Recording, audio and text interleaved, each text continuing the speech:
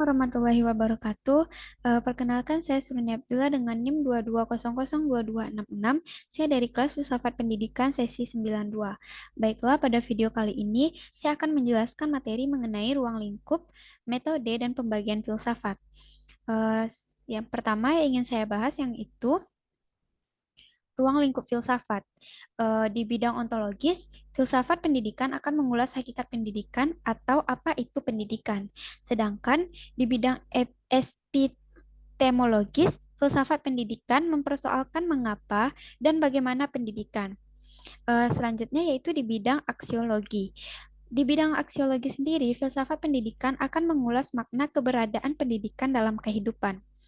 Eh, Menurut Jalaluddin, Menurut Jalin dan Idit, tahun 2007, secara mikro yang menjadi ruang lingkup filsafat pendidikan meliputi yang pertama, merumuskan secara tegas sifat dan hakikat pendidikan.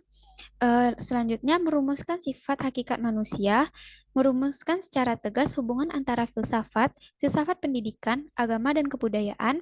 Selanjutnya, yaitu merumuskan hubungan antara filsafat, filsafat pendidikan, dan teori pendidikan. Yang selanjutnya yaitu merumuskan hubungan antara filsafat negara atau ideologi kita dan filsafat pendidikan dan politik pendidikan atau sistem pendidikan.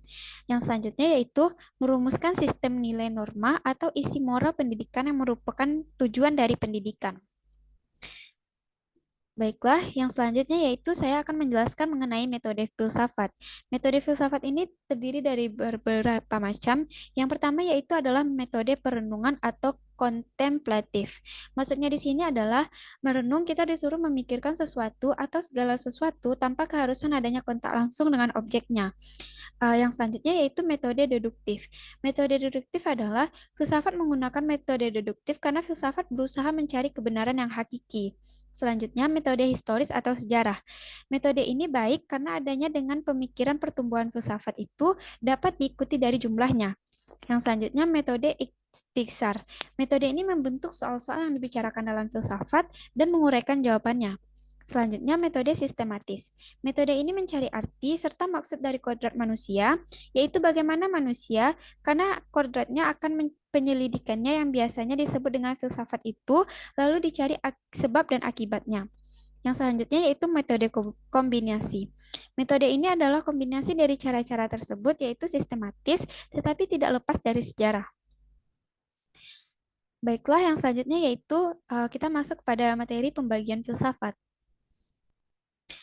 Menurut pendapat ahli, yang pertama yaitu Alkunius, adalah seorang tokoh filsafat skolastik pada zaman abad pertengahan membagi filsafat sebagai berikut.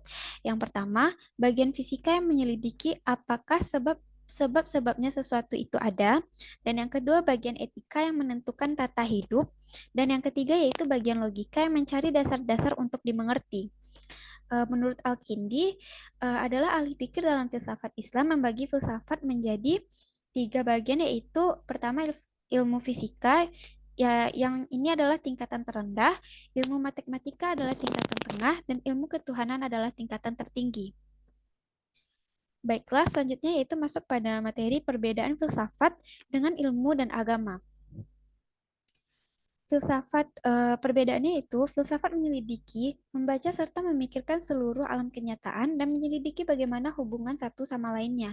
Sedangkan ilmu lain menyelidiki hanya sebagian saja dari alam. Selanjutnya, filsafat tidak saja menyelidiki tentang sebab akibat, tetapi menyelidiki hakikatnya. Sedangkan ilmu lain tidak membahas tentang sebab akibat atau peristiwa.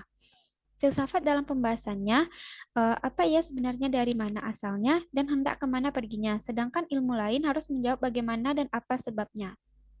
Baiklah, mungkin hanya itu yang bisa saya sampaikan. Saya mohon maaf jika ada kesalahan. Assalamualaikum warahmatullahi wabarakatuh.